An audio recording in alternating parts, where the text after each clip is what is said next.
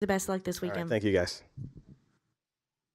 All right, we're going to continue with our post-practice press conferences with our championship 4 crew chiefs. We've now been joined by Adam Stevens, who's the crew chief for the number 20 Toyota for Joe Gibbs Racing, driven by Christopher Bell. We'll go ahead and go to questions to maximize our time. We'll start up front with Bob.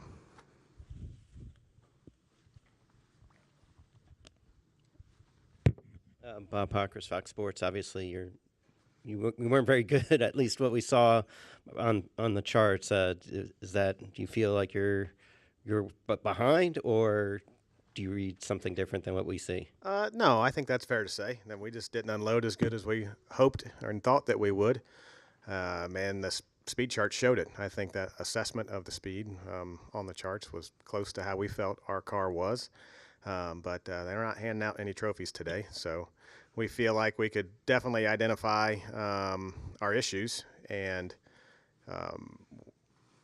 find some differences between our cars and setups, or our car and our teammates, that were a little bit more competitive, and should be able to exploit those overnight and be much more competitive tomorrow. But certainly not what we wanted for the first part of the weekend. All right, we'll go to Dustin and then Lee.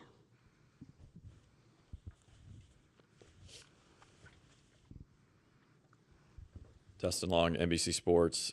I guess with the way you guys keep coming back after today, you got everybody where you want them. Oh, yeah, that's right. We're just setting the trap. No, not quite exactly. I'd prefer to be P1 and sit on the pole. You know, jury's still out on the pole, that's for sure. But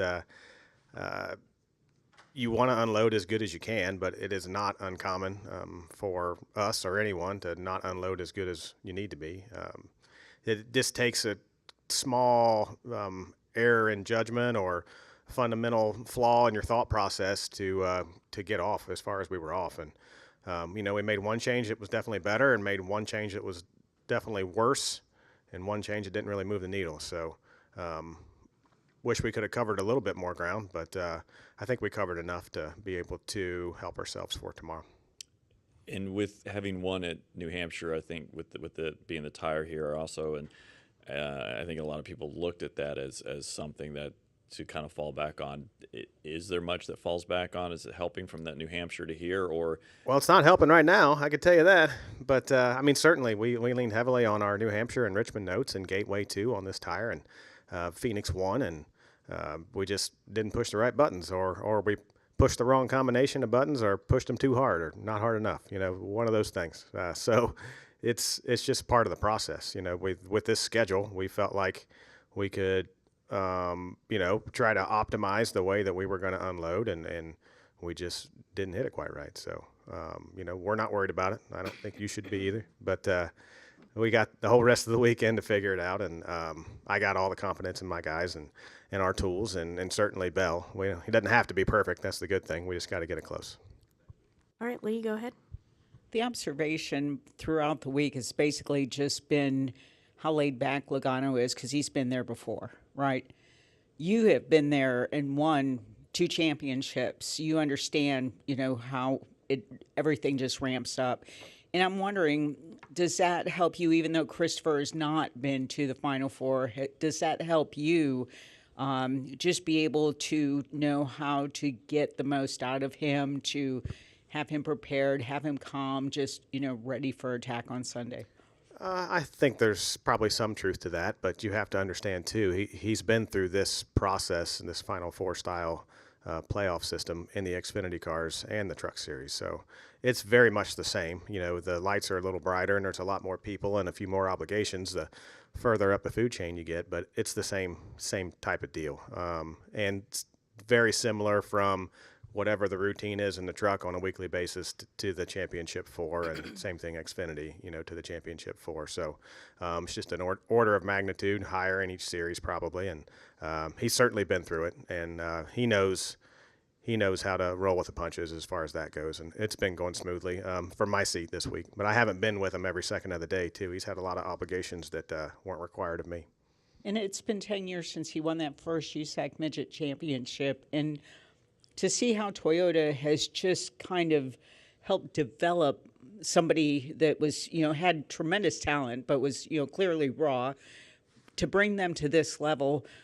What kind of a testament is that to Toyota's involvement and how they invest in, finding young talent and bringing them to the top levels of the sport? Yeah, I mean, I can only answer that from my point of view, obviously. I don't know all that entails from their point of view, but you can certainly see the effort they've put into acquiring young talent and giving them opportunities, and not just an opportunity to go run a couple races, but an opportunity to learn and grow. They've done an exceptional job at that and have found some really good young drivers, and certainly Bell is leading that charge right now. But there's been some other pretty good ones that have come up through our ranks and then gone on to other places too. So they're definitely committed to that, and which is important too. A lot of these other guys are their last race is coming. You know what I mean? No, I don't mean this weekend, but you know what I mean. So to find young guys that are capable, that are talented and dedicated, and grow them, and that shows a lot of dedication. All right, we're going to go Claire, Jonathan, and John. Then I'm going to work my way around the room based on the time that we have. Go ahead, Claire. Claire B. Sirius XM. Let me ask you how really important where everybody stacks up in practice really is when we look ahead to qualifying, how much we should read into that, and then how important qualifying is.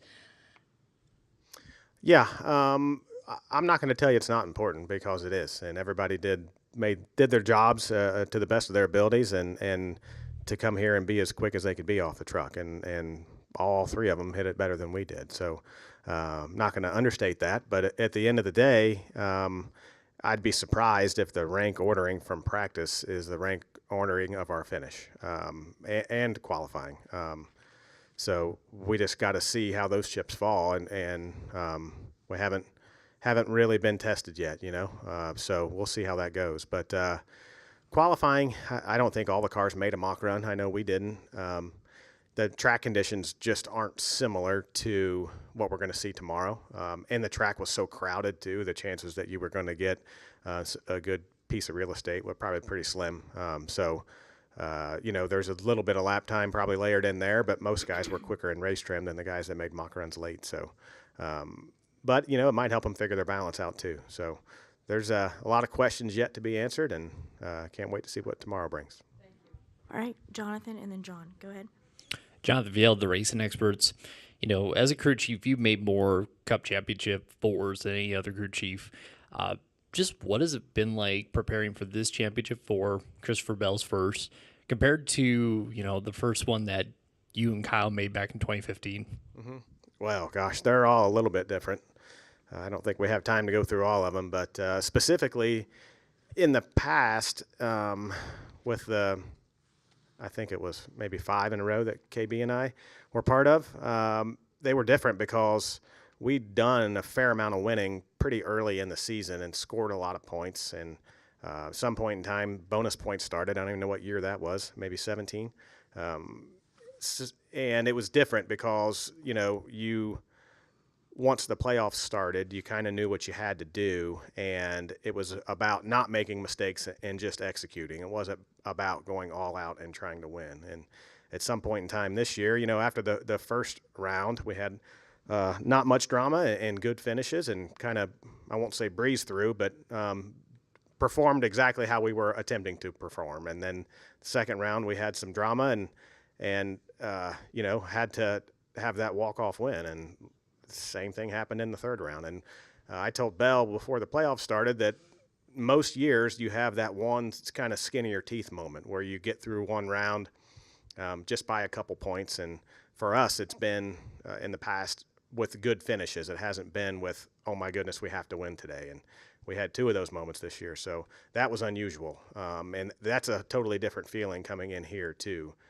Because there were twice when we were pretty much dead in the water and didn't even see an avenue to get to the final race, knowing we had to win, but it just felt a little bit out of reach. And then we made it happen, and you get a new lease on life, and then you get kicked down again the next round, and make it happen again. So it's definitely different than winning a bunch of races all year long and taking that momentum with you into the playoffs.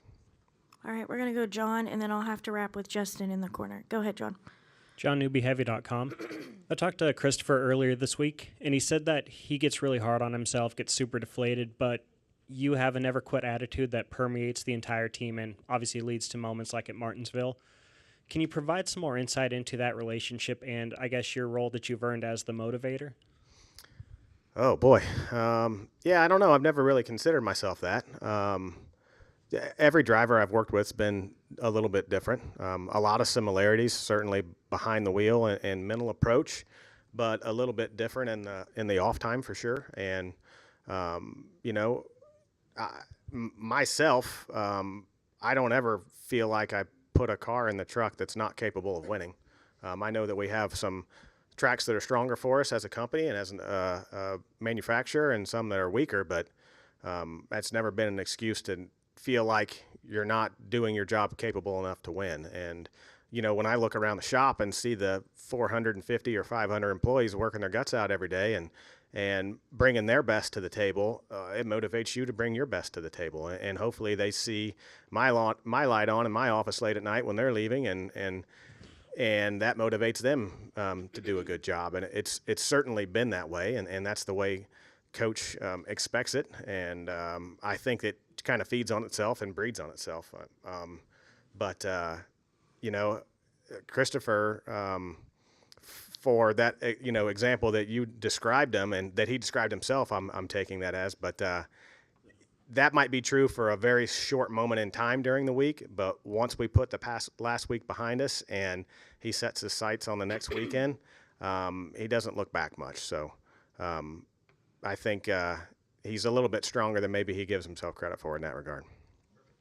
All right, Justin, go ahead.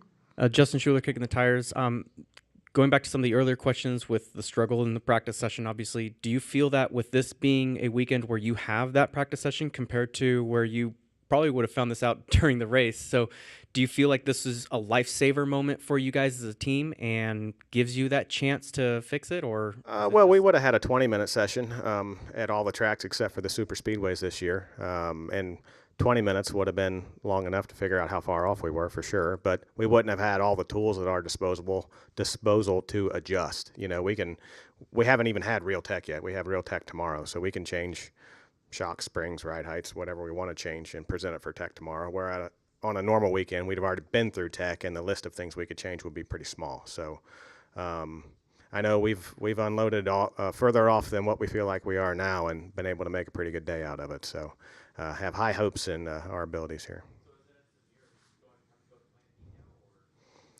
We didn't really have a plan B. We kind of come up with that as we go. All our hard work, we didn't know that we were going to be this far off on balance. So it's just infinite plan Bs after plan A doesn't work. All right, Adam, thank you so much for your time. We wish you the best luck